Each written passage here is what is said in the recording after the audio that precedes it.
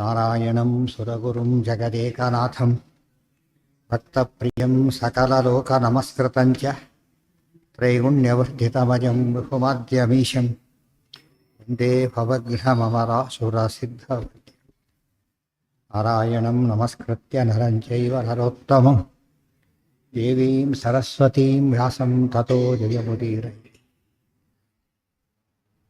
ದೇವಂ ನಾರಾಯಣಂ ನತ್ವಾ ಸರ್ವದೋಷವಿವರ್ಜಿತಂ ಪರಿಪೂರ್ಣಂ ಗುರುಂಶ್ಚಾನ್ ಗೀತಾರ್ಥಂ ವಕ್ಷ್ಯಾಮಿ ಲೇಶತಃ ಸಮಸ್ತಗುಣಸಂಪೂರ್ಣಂ ಸರ್ವದೋಷವಿವರ್ಜಿತಂ ನಾರಾಯಣಂ ನಮಸ್ಕೃತ್ಯ ಗೀತಾ ತಾತ್ಪರ್ಯಮುಚ್ಯತೆ. ಓಂ ಧರ್ಮಕ್ಷೇತ್ರೇ ಕುರುಕ್ಷೇತ್ರೇ ಸಮವೇತಾಯುಯೋತ್ಸವಃ ಮಾಮಕಾಃ ಪಾಂಡವಾಶ್ಚೈವ ಕಿಮಕುರ್ವತ ಸಂಜಯ. ಏನಾಯ್ತೀಗ? ಅಶೋಚಾನನ್ವಶೋಚಸ್ತ್ವಂ ಏವಮುಕ್ತ್ವಾ ಶ್ರೀಕೇಶಂ ಗುಡಾಕೇಶಃ ಪರಂತಪಃ ನಯೋತ್ಸೇ ಇತಿ ಗೋವಿಂದಂ ಉಕ್ತ್ವಾ ತೂಷ್ಣೀಂ ಬಭೂವಃ. ತಮುವಾಚ ಹೃಷೀಕೇಶಃ ಪ್ರಹಸನ್ನಿವ ಭಾರತ ಸೇನಯೋರುಭಯೋರ್ಮಧ್ಯೆ ವಿಷೀದಂತಮಿದಂ ವಚಃ. ಅದಾಗಿತ್ತು. ಹೃಷೀಕೇಶಃ ತಂ ಉವಾಚ ಅಶೋಚ್ಯಾನನ್ವಶೋಚ ಶ್ರೀಭಗವಾನುವಾಚ ತತ್ರ ಸೇನಯೋರ್ಮಧ್ಯೆ ಬಾಂಧವಾದಿಮೋಹಜಾಲ ಸಂವೃತಂ ವಿಷೀದಂತಂ ಅರ್ಜುನಂ ಭಗವಾನ್ ಉವಾಚ. ಹೀಗೆ ಎರಡೂ ಸೇನೆಗಳ ಮಧ್ಯದಲ್ಲಿ ಬಾಂಧವಾದಿ ಮೋಹಜಾಲ ಸಂವೃತನಾದಂಥ ಅರ್ಜುನನಿಗೆ, ವಿಷಾದಕ್ಕೊಳಗಾದಂಥ ಅರ್ಜುನನಿಗೆ ಭಗವಂತ ಹೀಗೆ ಉಪದೇಶವನ್ನು ಮಾಡಿದ. ಶ್ರೀ ಭಗವಾನುವಾಚ. ಭಗವಾನ್ ಶಬ್ದಕ್ಕೆ ಅರ್ಥ ಗೊತ್ತಿದೆ ಏನೋ? ಭಗವಾನ್ ಅಂದ್ರೇನು? ಭಗ ಧನವಾನ್, ಭಗವಾನ್. ಗೊತ್ತಾಯ್ತಾ? ಭಗ ಇರೋನು ಭಗವಾನ್. ಭಗ ಅಂದ್ರೇನು? ಐಶ್ವರ್ಯಸ್ಯ ಸಮಗ್ರಸ್ಯ ವೀರ್ಯಸ್ಯ ಯಶಸ್ಸಃ ಶ್ರಿಯಃ ಜ್ಞಾನವಿಜ್ಞಾನಯೋಶ್ಚೈವ ಹೆಣ್ಣಾಂ ಭಗ ಇತೀರಣ. ಇವಷ್ಟು ಕಲೆಕ್ಟಿವ್ಲಿ ಏನಂತ ಕರೀತಾರೆ? ಅದಕ್ಕೆ ಭಗ ಅಂತ. ಆರನ್ನು ಕಲೆಕ್ಟಿವ್ ಆಗಿ ಕರೆದಾಗ ಅದನ್ನು ಹೊಂದಿದವನು ಇವನು. ದೊಡ್ಡವರೆಲ್ಲ ಇದಿರುತ್ತೆ, ಸ್ವಲ್ಪ ಯಥಾಯೋಗ್ಯ ಇರುತ್ತೆ. ವಾಯುದೇವರ ಜೀವಕೋಟಿಲಿ ಭಾರಿ ಜಾಸ್ತಿ ಇರುತ್ತೆ. ಅದು ನಿರವಧಿಕವಾಗಿರೋದು ದೇವರಲ್ಲಿ. ಅಶೋಚ್ಯಾನನ್ವಶೋಚ ತ್ವಂ ಪ್ರಜ್ಞಾವಾದಾಂಚ ಭಾಷಸೆ ಗತಾಸೂನ್ ಅಗತಾಸೂಂಚ ನ ಅನುಶೋಚಂತಿ ಪಂಡಿತಾಃ. ಅರ್ಜುನ, ನೀನು ಮಾಡಿರೋ ಕೆಲಸ ಏನು? ಅಶೋಚ್ಯಾನನ್ವಶೋಚ ತ್ವಂ ಯಾನ್ ಅನ್ವಶೋಚ ತ್ವಂ ತೇ ಅಶೋಚ್ಯಾಹ ಅಂತ. ಯಾರ ಬಗ್ಗೆ ನೀನು ಶೋಕ ಪಡ್ತಾ ಇದೆಯೋ ಅವ್ರು ಯಾರಲ್ಲ? ಶೋಕಕ್ಕೆ ಅರ್ಹರಲ್ಲ. ಗೊತ್ತಾಯ್ತಾ? ಶೋಕಕ್ಕೆ ಅರ್ಹರಲ್ಲ. ಪ್ರಜ್ಞಾವಾದಾಂಚ ಭಾಷಸೆ, ಮತ್ತು ಮಾಡೋದು ಈ ಕೆಲಸ ಮಾಡಿದ್ದೆ. ಆಡೋ ಮಾತುಗಳೆಲ್ಲ ಏನವು? ಪ್ರಜ್ಞಾವಾದಗಳು. ಪ್ರಜ್ಞಾ ಅಂದ್ರೇನೋ? ಬರೀ ಊಹಾಪೋಹಗಳು ಅಷ್ಟೇ ಹೊರತು ಇದರ ತಿಳಿವಾದ ತಿಳುವಳಿಕೆ ಅಲ್ಲ. ಕೇವಲ ಸ್ವಮನೀಷೋತ್ಥ ವಚನಾನಿ. ಆಚಾರ ಅರ್ಥ ಬರೀಬೇಕಾದ್ರೆ ಸ್ವಮನೀಷೋತ್ಥ ವಚನಾನಿ, ನಿನ್ನ ಬುದ್ಧಿಗೆ ತೋಚಿದ ಅಷ್ಟೇ ಮಾತುಗಳೇ ಹೊರತು ವಸ್ತುಸ್ಥಿತಿ ಅಲ್ಲ. ಗೊತ್ತಾಯ್ತಾ? ವಸ್ತುಸ್ಥಿತಿ ಬೇಸ್ಲೆಸ್ ಅಂತ. ಪ್ರಜ್ಞಾವಾದ ಅಂತ ಹೇಳಿದರೆ ಕೇವಲ ತಲೆ ತೋಚಿದ್ದನ್ನು ಮಾತಾಡಿದ್ದೀಯ ಹೊರತು ಏನಲ್ಲ. ಅದು ಪ್ರಾಜ್ಞರು ಮೆಚ್ಚತಕ್ಕಂಥ ವಾದ ಅಲ್ಲ. ಎರಡಿದು. ಅಂದರೆ ಆಡಿದ ಮಾತು ಸರಿ ಇಲ್ಲ, ನೀನು ಮಾಡೋ ಕೆಲಸನೂ ಸರಿ ಇಲ್ಲ ಅಂತ. ಅಳಬಾರದಕ್ಕೆ ಅಡ್ತಾ ಇದ್ದೆ ಮತ್ತು ಆಡಬಾರದ ಮಾತುಗಳನ್ನು ಆಡ್ತಾ ಇದ್ದೀಯ. ಆದ್ದರಿಂದ ಎರಡೂ ಸರಿಯಲ್ಲ. ನಿನ್ನ ಕೃತಿ ಮತ್ತು ನಡೆ ನುಡಿ ಎರಡೂ ಸರಿಯಿಲ್ಲ ಅಂತ ಕೃಷ್ಣ ಹೇಳುತ್ತಾ. ಅಂದರೆ ಇಷ್ಟೊತ್ತು ಅರ್ಜುನ ಮಾತು ಕೇಳಿದ್ರೆ ನಮಗೇನು ಅನಿಸಿತ್ತು? ನಾವು ಎಲ್ಲ ಬಿಟ್ಟುಬಿಡೋದು ಅನ್ನೋಷ್ಟು ಮಟ್ಟಿಗೆ ಮಾತಾಡಿದ್ದು ಅರ್ಜುನ. ಬಿಡಬೇಕು ಅಂತ ಹೇಳಿದ್ರೆ ಬಿಟ್ಟುಬಿಡ್ಬೋದು. ಆದರೆ ಕೃಷ್ಣನ ಮಾತು ಹೇಳ್ತಾರೆ ಹೊತ್ತು ತಪ್ಪು ಮಾಡ್ತಿದ್ದೀರಿ ಅಂತ ಹೇಳಿದ್ರು. ಬಿಡ್ದವ್ರು ಏನರ್ಥ ಬರೆದ್ರೆ ಅದಕ್ಕೆ? ಪ್ರಜ್ಞಾವಾದ. ಮಾತೇನೋ ಚೆನ್ನಾಗಿ ಆಡ್ತಿದ್ದೆ, ನೀವು ಮಾಡೋದು ಸರಿ ಇಲ್ಲ ಅಂತ ಎಲ್ಲರೂ ಬರೆದು ಅರ್ಥ ಬರೆದ್ಬಿಟ್ರು. ಮತ್ತು ಮಾತಾಡೋದು ಸರಿ ಇದ್ದರೆ ಸರಿ ಮಾಡಿದ್ರೆ ಮುಗಿದೋಯ್ತು ಅಷ್ಟೇ. ಪ್ರಜ್ಞಾವಾದಕ್ಕೆ ಅರ್ಥ ಆಗಿದ್ದರೆ ಹಾಗಲ್ಲ, ಹೀಗೆ ಸರಿಯಾಗಿ ಹೇಳಿದ್ದೆ ಹೀಗೆ ನಡ್ಕೋದ್ರೆ ಮುಗಿದೋಗ್ತಿತ್ತು ಅಷ್ಟೇ. ತಪ್ಪಾಗಿ ಹೇಳಿದ್ದೆ ಅಷ್ಟೆಲ್ಲ ಹೇಳಬೇಕು. ಥಿಯರಿನೇ ತಪ್ಪಿರೋದ್ರಿಂದ ಪ್ರಾಕ್ಟಿಕಲ್ ತಪ್ಪಾಗಿ ಆಗುತ್ತೆ. ಅದನ್ನು ಹೇಳ್ತಿರೋದು. ಅಂದರೆ ಇಲ್ಲಿಂದಲೇ ಶುರುವಾಯಿತು. ಸ್ವಮನೀಷೋತ್ಥ ವಚನಾನಿ. ಸ್ವಮನೀಷಾ ಉತ್ಥ ವಚನಾನಿ. ಸ್ವ ಅಂದರೆ ತನ್ನ, ಮನೀಷಾ ಅಂದರೆ ಬುದ್ಧಿ, ಅದಕ್ಕೆ ಉತ್ಥ ತೋಚಿದ್ದು ಮಾತಾಡೋದು ಅಷ್ಟೇ. ತಲೆ ತೋಚಿದ್ದು ಮಾತಾಡ್ತಾರೆ, ತೋಚಿದ್ದು ಅಷ್ಟೇ.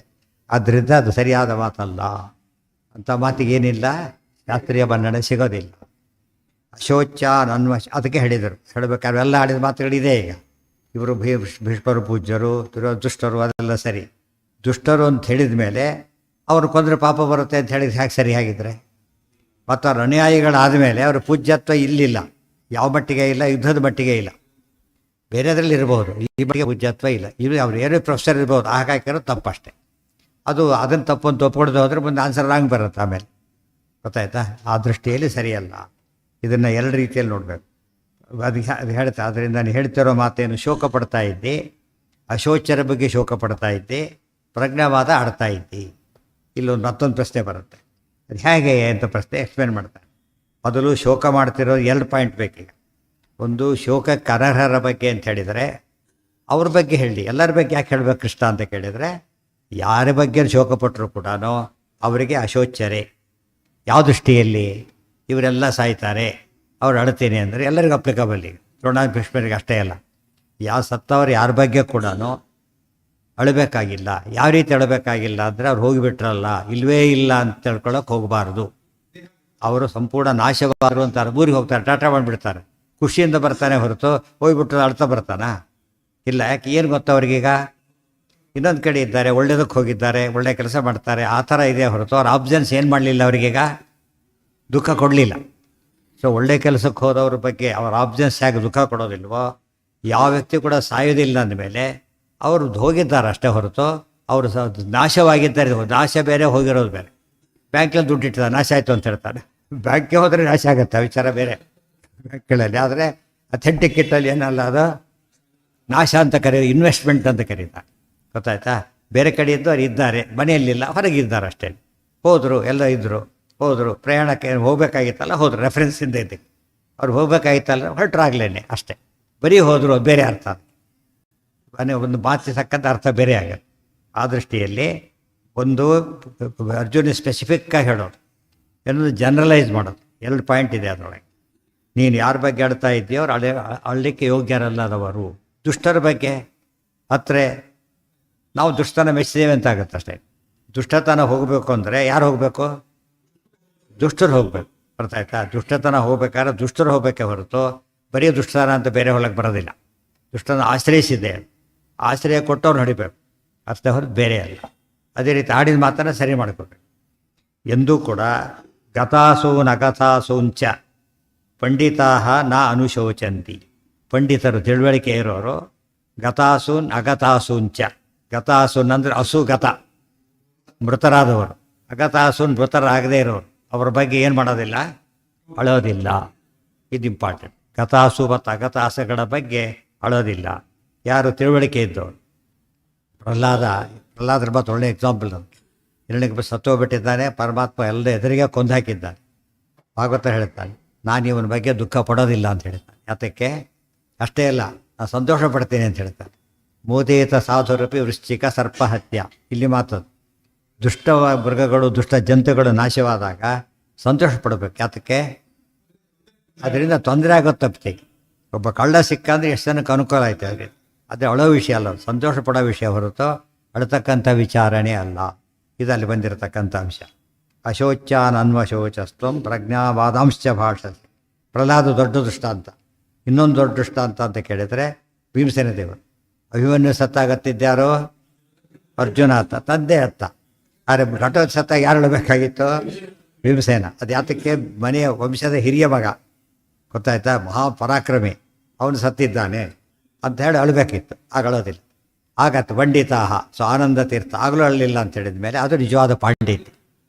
ಅದಕ್ಕೇ ಅವರು ಕೃಷ್ಣ ಆಚಾರ್ಯ ಅವ್ರಿಗೆ ಕಳಿಸಿದ್ದು. ಯಾತಕ್ಕೆ ಅಂದರೆ ನಿಮಗೆ ಗೊತ್ತಿದೆ, ಏನು ಮಾಡಬೇಕು, ಹೋಗಿ ಬನ್ನಿ ಅಂತ ಕಳಿಸಿದ್ದು.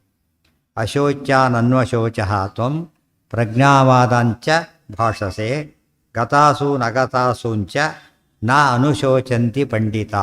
ಗತಾಸಗಳು ಮತ್ತು ಅಗತಾಸಗಳ ಬಗ್ಗೆ ಪಂಡಿತರೆಂದು ಸಹ ಏನು ಮಾಡೋದಿಲ್ಲ, ದುಃಖ ಪಡೋದಿಲ್ಲ. ಇದು ಬಹಳ ಮುಖ್ಯವಾದ ಅಂಶ. ಈಗ ಪ್ರಶ್ನೆ ಬಂದು, ಗತಾಸೂನ್ ಅಗತಾಸೂನ್ ಅಂತ ಹೇಳಿದರೆ, ಗತಾಸೂನ್ ಸತ್ತೋದವ್ರು, ಅಗತಾಸೂನ್ ಬದುಕಿರೋರು. ಬದುಕಿರೋರುಗಳೋದಿಲ್ಲ, ಸತ್ತೋರುಗಳೋದಿಲ್ಲ ಅಂತ ಕೇಳಿದರೆ ನಮಗೆ ಅರ್ಥ ಆಗೋದಿಲ್ಲ ಸರಿಯಾಗಿ. ಅದಕ್ಕೆ ಚ ಶಬ್ದಕ್ಕೆ ಮತ್ತೊಂದು ಅರ್ಥ ಮಾಡಬಾರ್ದು, ಇವ ಅಂತ ಅರ್ಥ ಮಾಡಬೇಕು.